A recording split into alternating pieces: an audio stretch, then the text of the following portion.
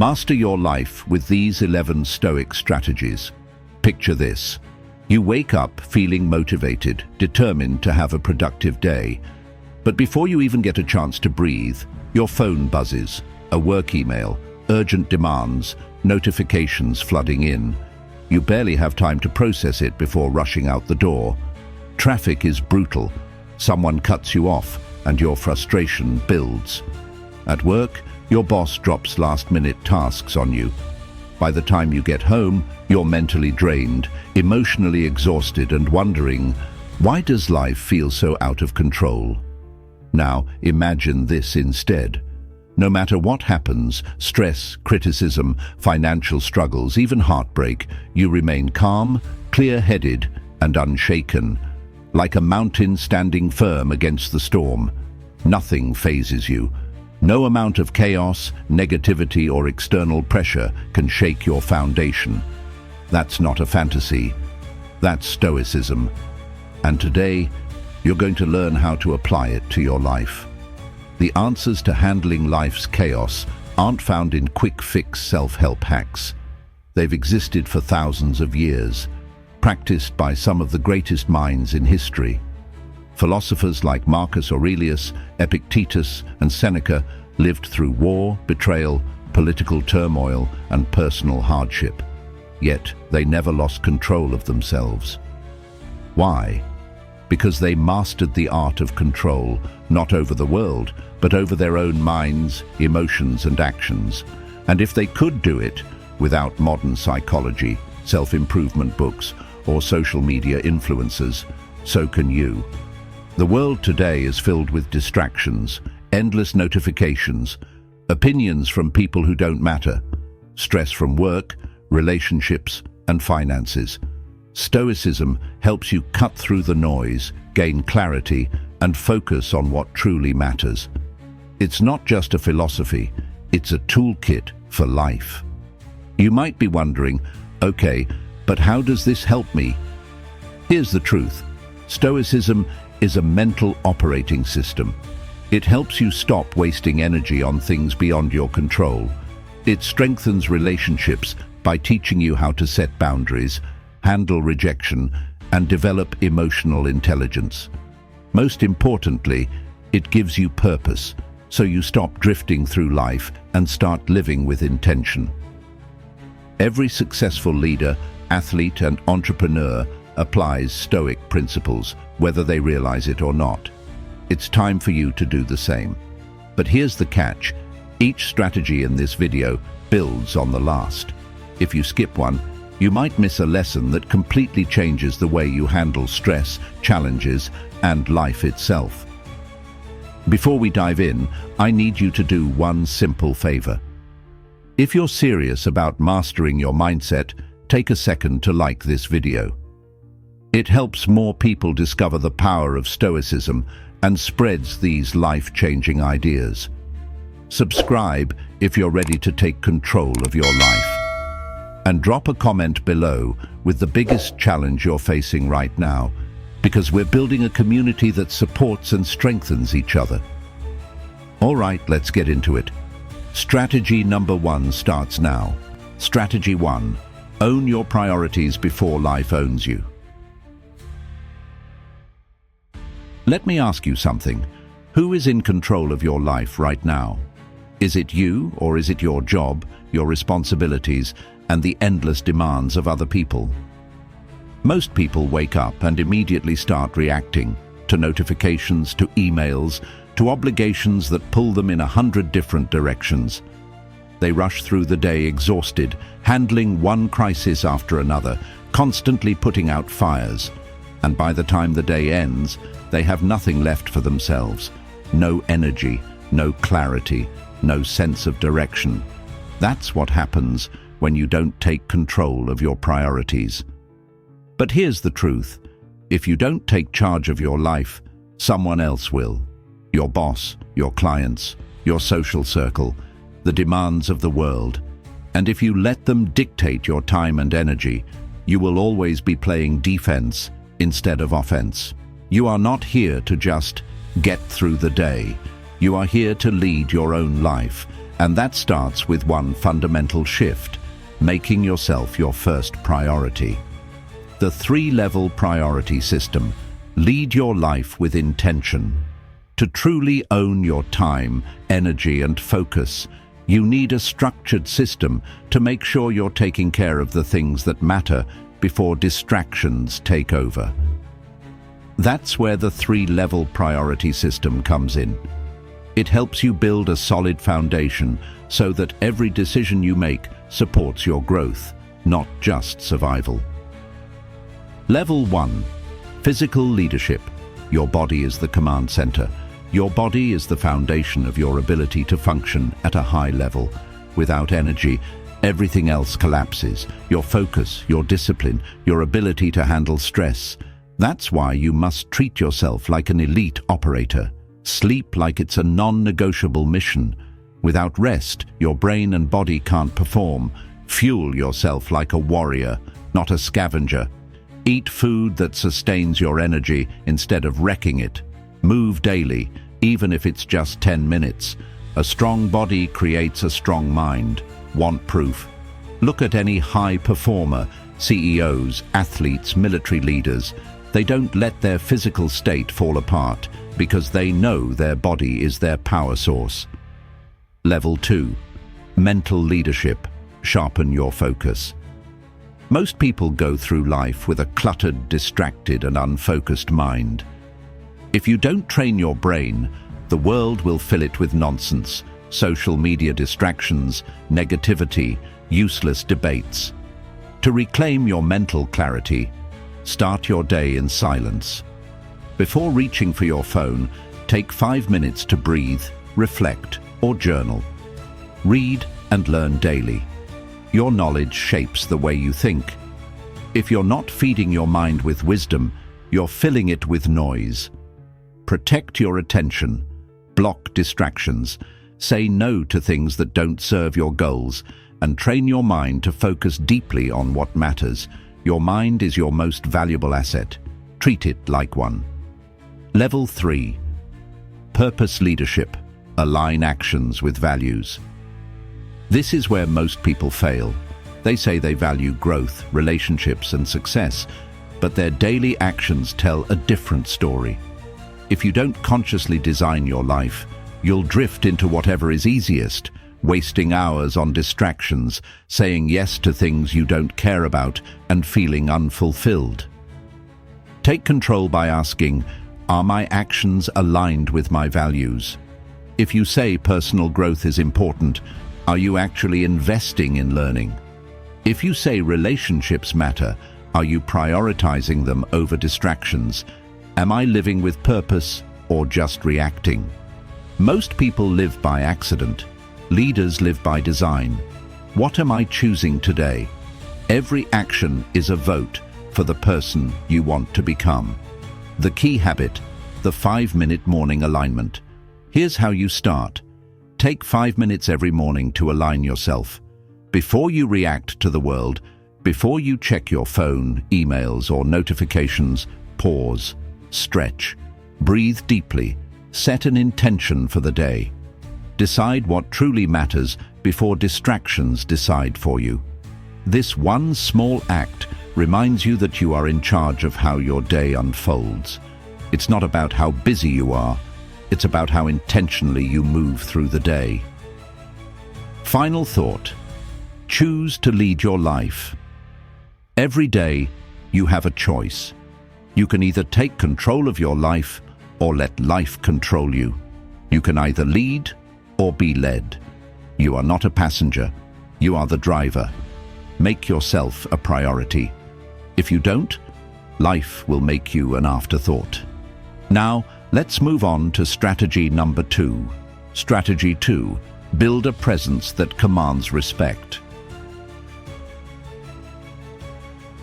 Whether you like it or not, people judge you before you even open your mouth. In the first few seconds of meeting someone, they form an opinion about your confidence, credibility, and even your intelligence, based entirely on your appearance and body language. It's not fair, but it's reality. And if you don't take control of how you present yourself, the world will do it for you. Your presence isn't just about how you look, it's about the energy you project. People who command respect don't do so by accident. They carry themselves with confidence, clarity, and purpose. When you walk into a room, your body language, clothing, and overall demeanor send a message before you say a single word. The question is, what message are you sending? Your presentation shapes how others see you, but more importantly, it shapes how you see yourself. When you dress like someone who takes themselves seriously, when you stand tall and move with purpose, you reinforce a powerful belief. I belong here. I am in control. I am capable. That belief doesn't just change how others treat you, it changes how you treat yourself. One way to take control of your presence is by adopting what I call the Stoic dress code. This doesn't mean wearing expensive clothes or following trends. It means dressing in a way that reflects discipline and self-respect. The Stoics believed in keeping things simple and functional. No excess, no distractions, just a focus on what's essential.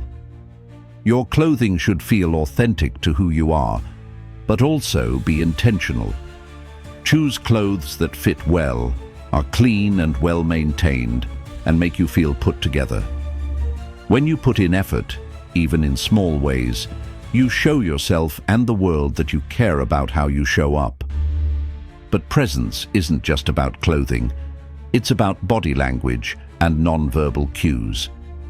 Think about the difference between someone who slouches, avoids eye contact, and fidgets nervously versus someone who stands tall, makes steady eye contact, and moves with calm confidence. Who do you naturally respect more? It's obvious. Start paying attention to how you hold yourself throughout the day. If you want to command respect, stand tall with your shoulders back. Make eye contact when you speak to people. Don't look at the ground or your phone. Walk with purpose, not hesitation.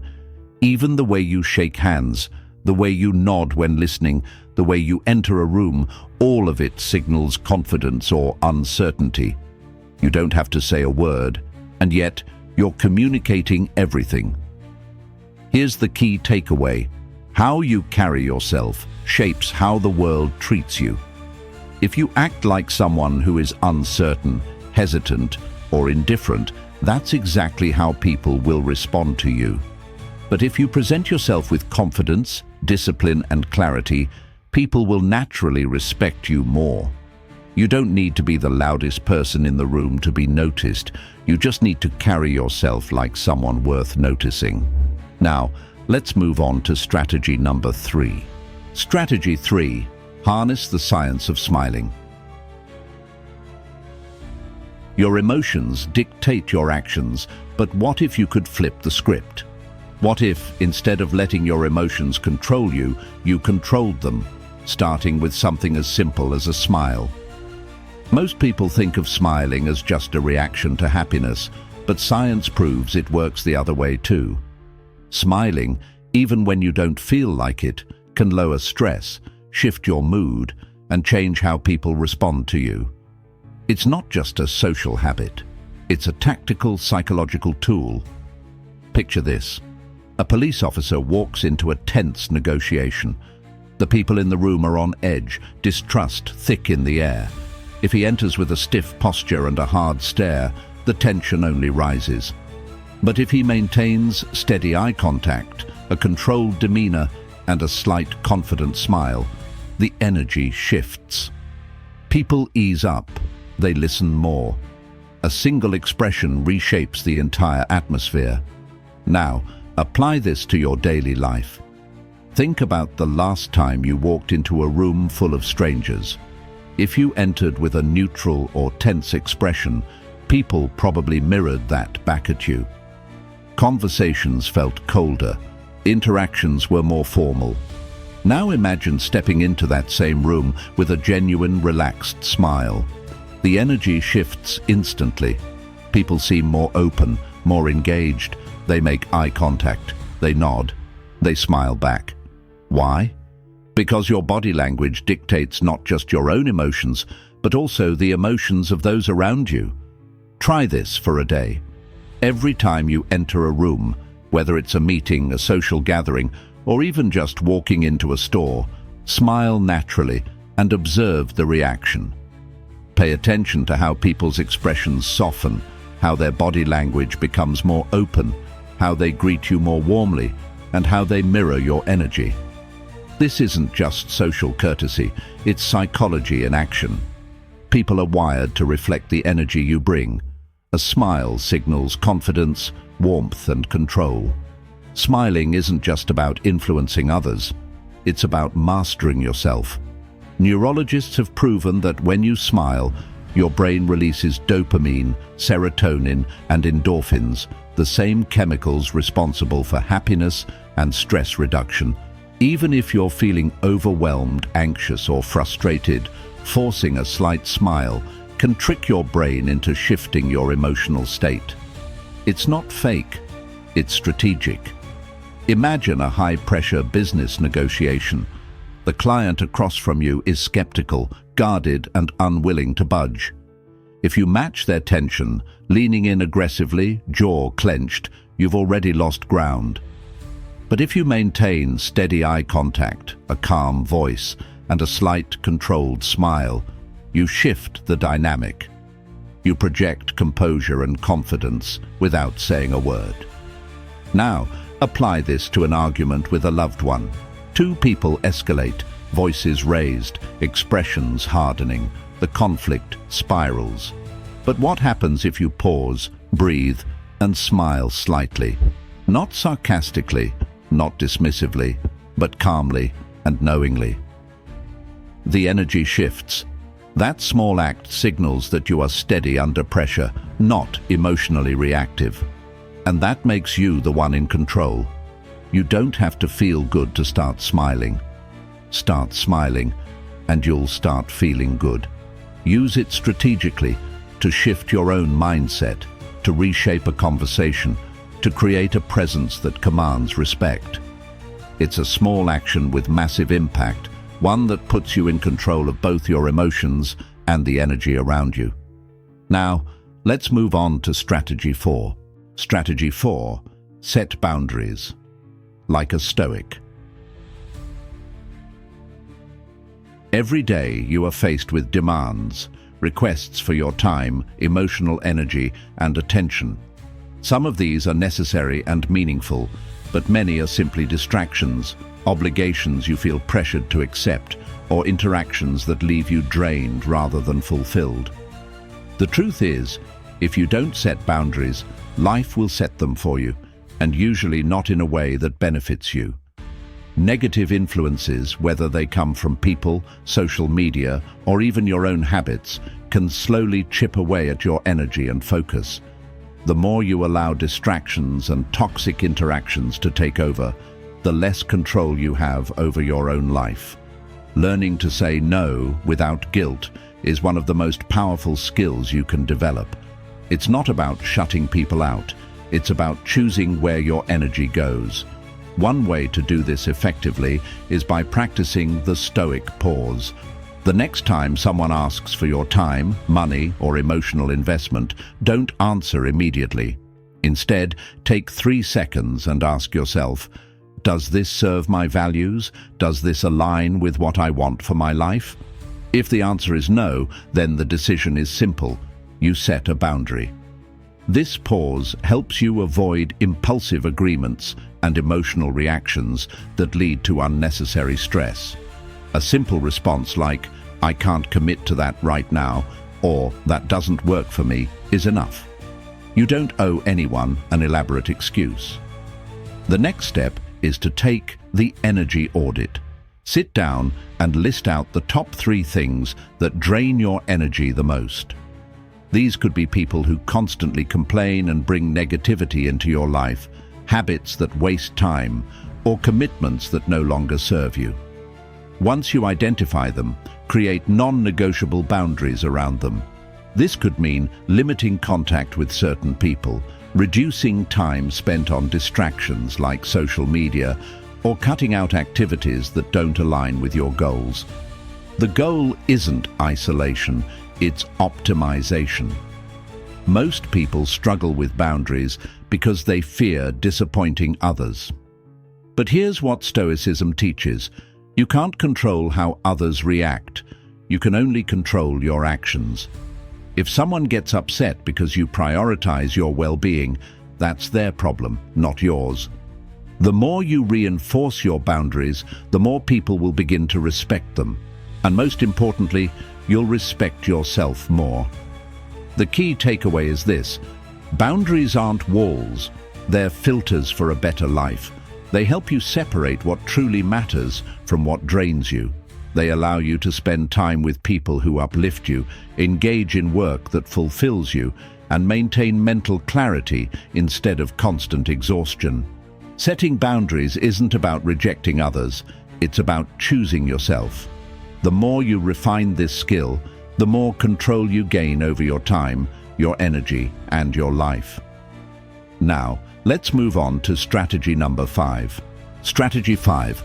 Master the art of emotional detachment. Stress, frustration, and anxiety often come from one simple problem. We try to control things that are outside of our control. Someone says something rude, and it ruins your day. Plans fall through, and you spiral into frustration. You don't get the response you hoped for, and suddenly you question your self-worth. The problem isn't the situation itself.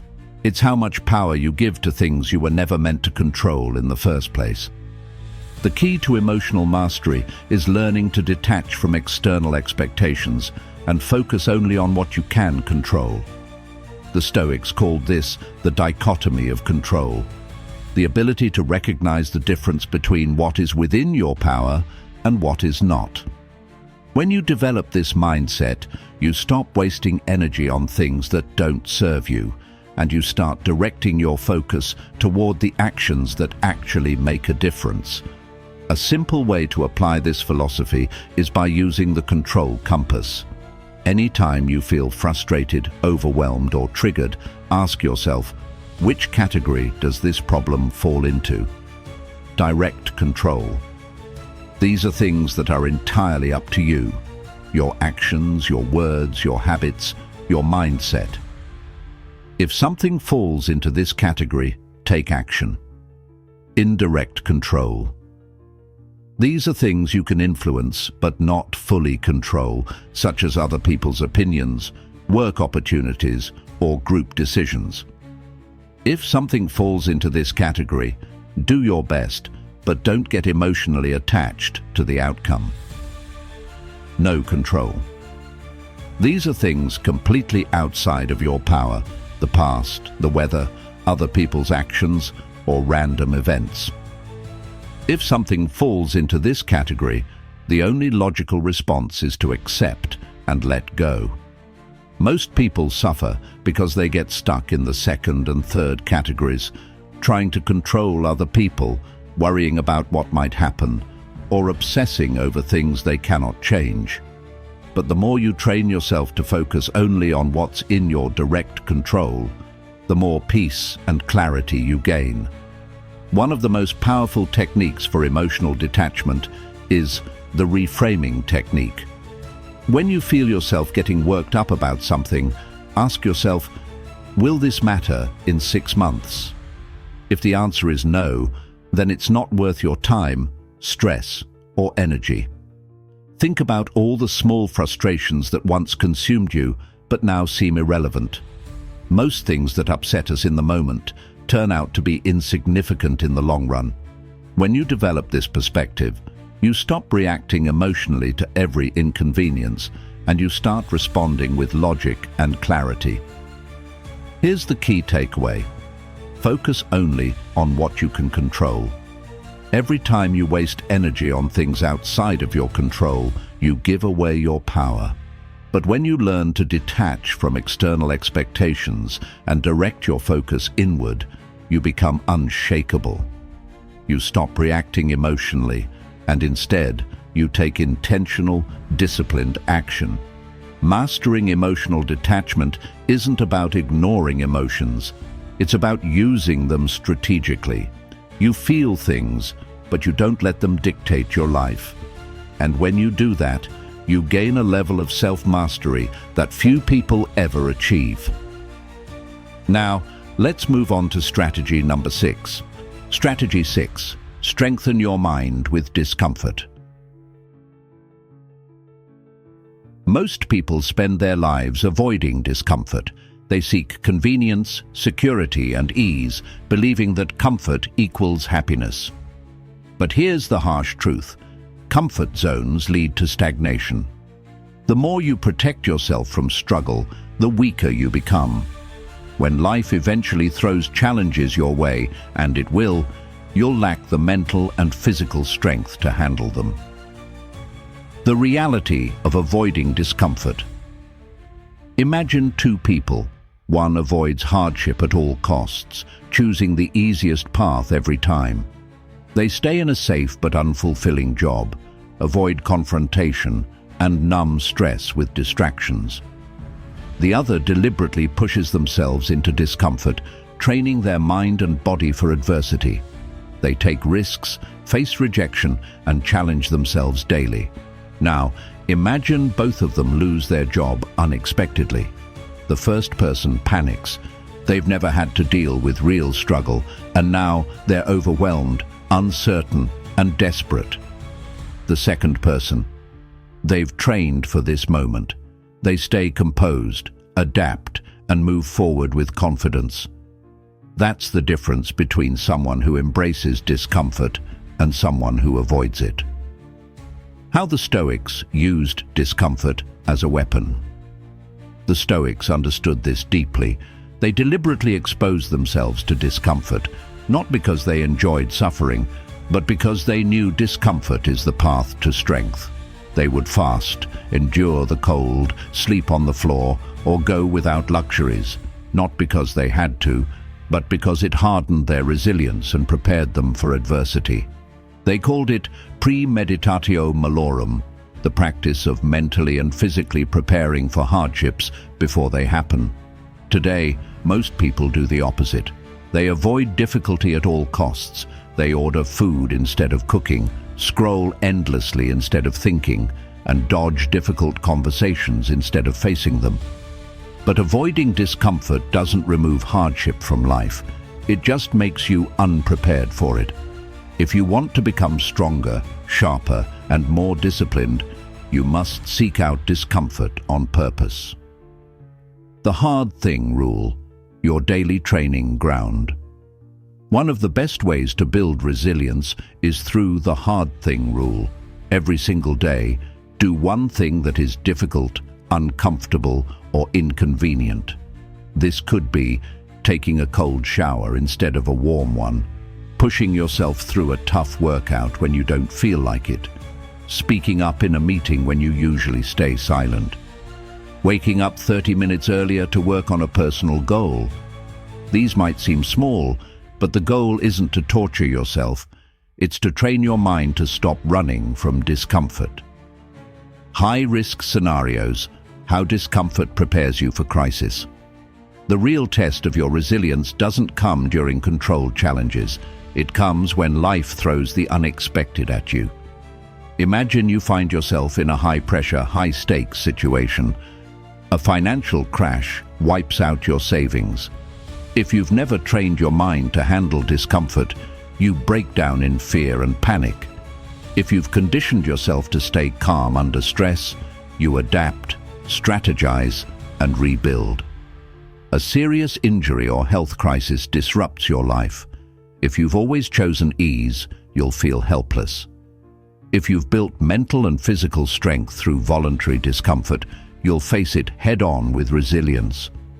A relationship collapses. If you've never embraced discomfort, rejection and loss will destroy you. If you've trained for hardship, you accept the pain, process it, and emerge stronger. Discomfort in small, controlled doses prepares you for the real battles of life. Reframing discomfort. Train your mind to see strength. Of course, discomfort isn't fun. It's tempting to think, this sucks. Why am I doing this? This is where mental reframing becomes crucial. Instead of thinking, this is miserable, shift your mindset to, this is sharpening me. Every time you push through difficulty, remind yourself, I am getting stronger. I am becoming more resilient. This is my training ground. The difference between those who succeed and those who struggle isn't luck. It's who has trained themselves to handle discomfort. The best athletes, the strongest leaders, and the most disciplined thinkers all have one thing in common. They embrace struggle as a tool for growth. Discomfort is not suffering, it's preparation. Every hard thing you do today is an investment in your future strength. The more you willingly step into challenge, the more unshakable you become. So, what's the hard thing you're going to do today? Whatever it is, lean into it. Now, let's move on to Strategy 7. Strategy 7. Speak less, observe more. Most people talk too much and listen too little. They react emotionally, rush to fill silence, and speak just to prove a point. But if you truly want to master your mind, influence others, and make better decisions, you must learn the power of speaking less and observing more. In everyday conversations, most people aren't really listening. They're just waiting for their turn to speak. This leads to miscommunication, emotional reactions, and unnecessary conflict. Stoicism teaches us the opposite. Silence isn't weakness, it's control. When you pause, when you observe, and when you choose your words carefully, you gain clarity, avoid impulsive mistakes, and command more respect. One of the best ways to practice this is through the last word challenge.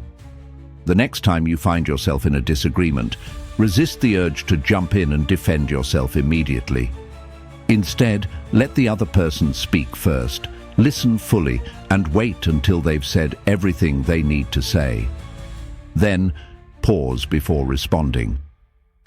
You'll notice something interesting. When you stay silent longer, people tend to reveal more.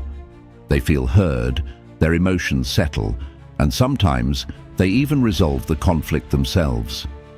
By speaking last, you gain more information and avoid saying something you might regret. Another powerful technique is the 5-second rule. Any time you feel an emotional reaction building, whether it's frustration, anger, or defensiveness, train yourself to pause for 5 seconds before responding. In that short pause, ask yourself, is what I'm about to say necessary? Will this make the situation better or worse? Am I reacting out of emotion or responding with reason?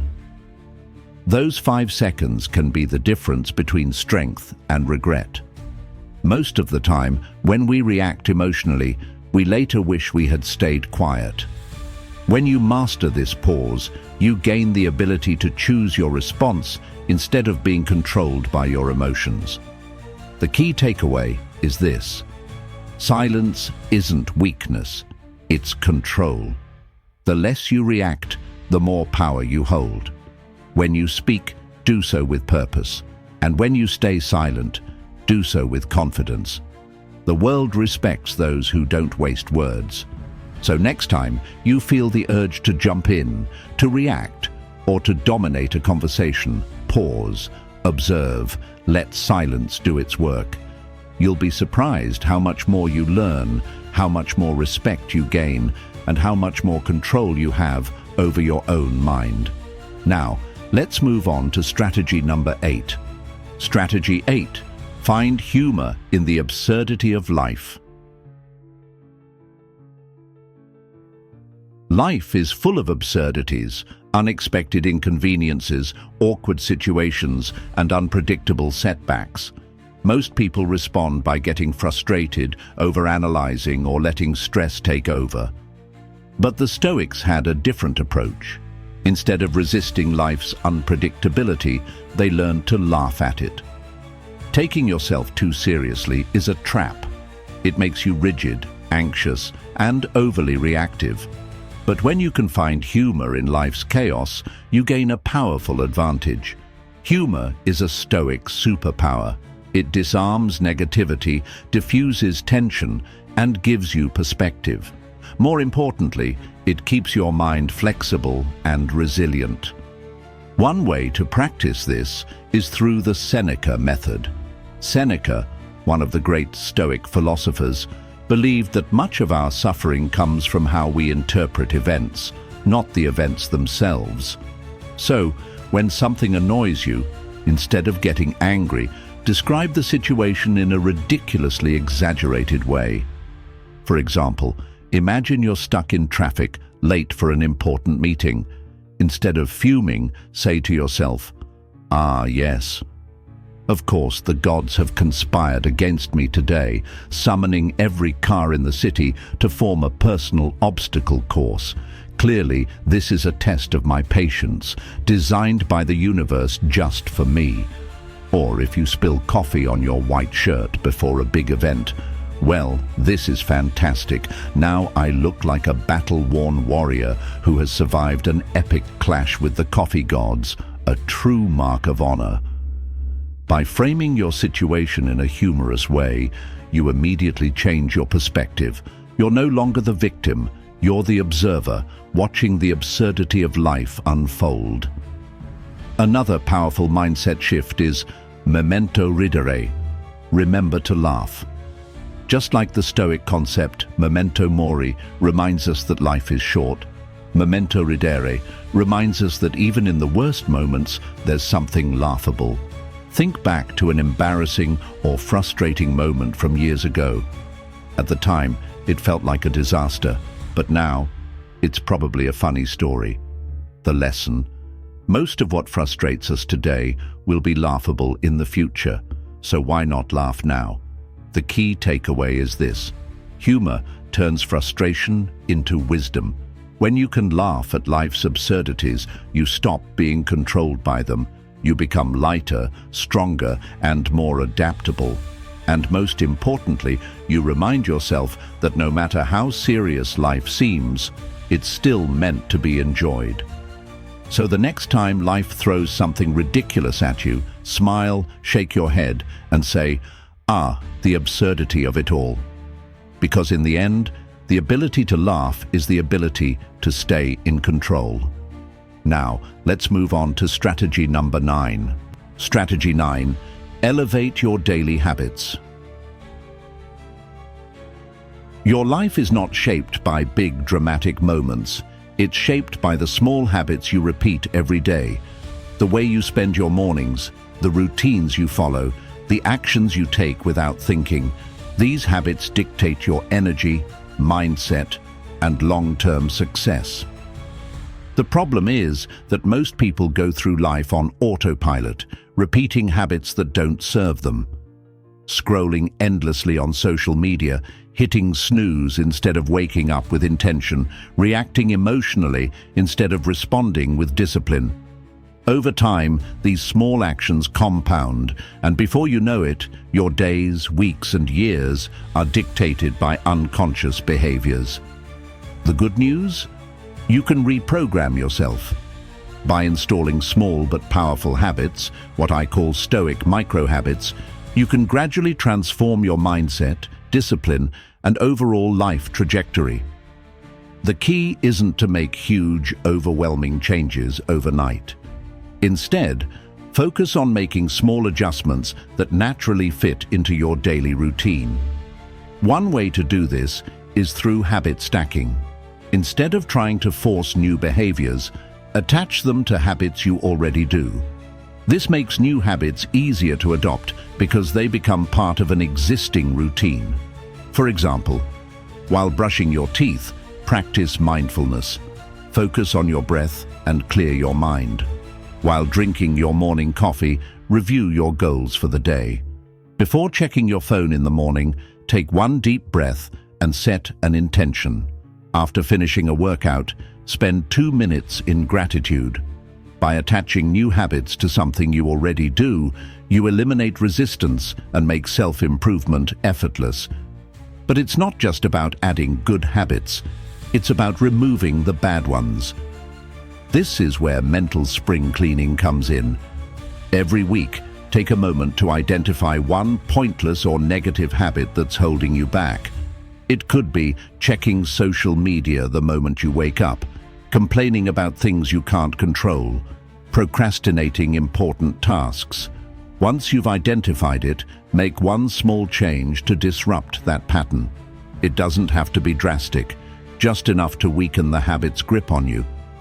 Over time, these small eliminations create massive improvements. The key takeaway is simple: change your habits, change your life. The things you repeatedly do define who you are. If you want a stronger mindset, more discipline, and better results in life, start with your daily routines. Make small, consistent upgrades and let them compound over time. So, what's one small habit you can improve today? Identify it, implement it, and commit to elevating your daily life, one habit at a time. Now, let's move on to strategy number 10. Strategy 10. Find strength in solitude. Most people fear being alone, not because they lack company, but because they fear what they might discover about themselves in silence. They distract themselves with noise, social media, constant conversations, or mindless entertainment to avoid sitting with their own thoughts. But here's the reality: if you can't be alone with yourself, you will always be dependent on others for your sense of worth and direction. Why do people fear loneliness? The fear of solitude runs deeper than just the absence of people. Many associate being alone with being unwanted or unworthy, as if isolation somehow means they don't matter. But this is an illusion. Solitude forces people to confront their thoughts, unresolved emotions, and insecurities. When surrounded by distractions, these internal struggles get drowned out. But in silence, everything rises to the surface. This is why so many people go to great lengths to avoid solitude. They leave the TV on, even when they're not watching. They scroll endlessly through social media, seeking validation. They force themselves into social situations they don't enjoy, just to avoid being alone. But avoiding solitude doesn't remove discomfort, it only delays it. The cost of running from solitude. The fear of being alone leads to poor decisions. It drives people into unhealthy relationships, staying with someone just to avoid being single, constant validation seeking, needing approval from others to feel worthy, mindless distractions, filling every quiet moment with entertainment to avoid facing reality. But here's the truth: solitude isn't something to fear. Solitude is where you grow. The Stoics understood this deeply. They knew that to master the mind, one must first learn to be at peace in their own company. There's a difference between being alone and being lonely. Loneliness is the feeling of emptiness that comes from seeking fulfillment outside of yourself. Solitude is a choice. It's the ability to be self-sufficient, to find peace in your own presence, and to use time alone as a tool for self-mastery. If you can learn to enjoy your own company, you unlock a level of inner strength that few ever reach. The solo hour, a powerful daily practice. One of the most effective ways to reclaim your strength in solitude is by practicing the solo hour. Every day, dedicate 1 hour to yourself. No obligations, no outside distractions, just time to reflect and reconnect with your mind. How you spend this hour is up to you, but here are a few ways to make it meaningful. Journaling. Write down your thoughts, fears, and goals. Self-reflection leads to self-awareness. Spending time in nature. Walk without distractions. Let your mind wander and observe the world around you. Sitting in silence. No phones, no conversations. Just give yourself permission to be still and listen to your thoughts. At first, solitude might feel uncomfortable. Your mind will crave distractions, and you may feel restless. But over time, you'll start to appreciate the mental clarity and emotional strength it gives you. The no-noise challenge. Face the silence. For an even deeper challenge, try the no-noise challenge. Spend 30 minutes without any distractions. No music, no podcasts, no social media, no background noise. Just pure silence and your own thoughts. It's harder than it sounds, but that's the point. If you can sit with your own mind without needing constant stimulation, you develop a level of self-mastery that most people never reach. Solitude is a superpower. Learn to thrive in solitude, and you'll never depend on external validation. When you enjoy your own company, you stop seeking approval, stop fearing being alone, and start making decisions from a place of inner strength, not external pressure. Solitude is not isolation, it's power. It's the space where you discover who you truly are. So instead of fearing time alone, embrace it. Use it to sharpen your mind, strengthen your discipline, and become the kind of person who doesn't need distractions to feel whole. Now, let's move on to Strategy 11. Strategy 11. Design your life with purpose. Most people drift through life without direction, reacting to circumstances rather than shaping their own path. They wake up, go through their routine, handle responsibilities, and repeat, without ever stepping back to ask, am I actually living the life I want? The danger of drifting is that it leads to regret. One day, you wake up and realize years have passed, and you never pursued the things that truly mattered to you. You never took the risks, never made the changes, never designed a life that aligned with your values. The good news? You don't have to live on autopilot. You can take control right now by living deliberately. Living with purpose doesn't mean having every detail of your life figured out.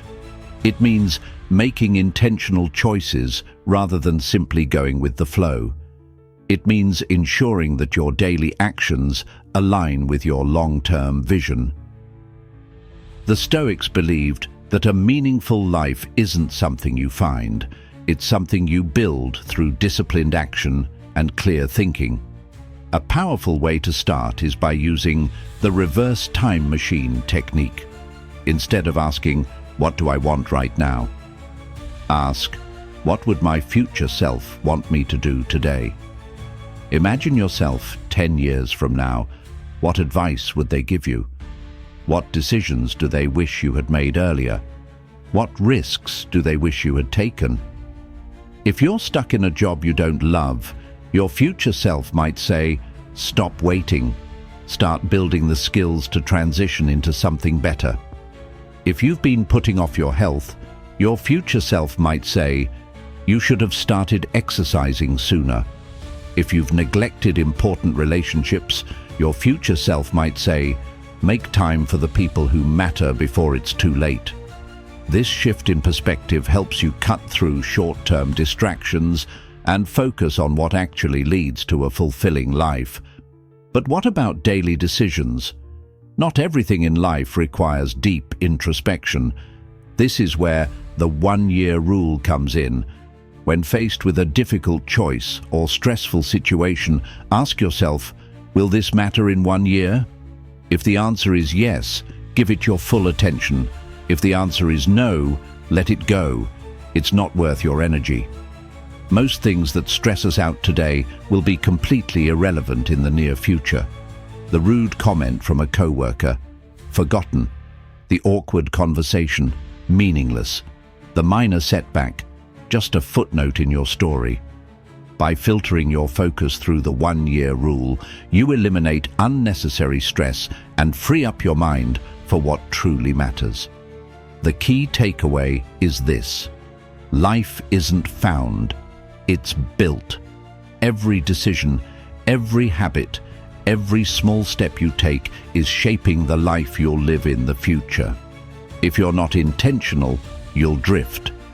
But if you take control, If you align your actions with your values, you'll design a life that you're proud of.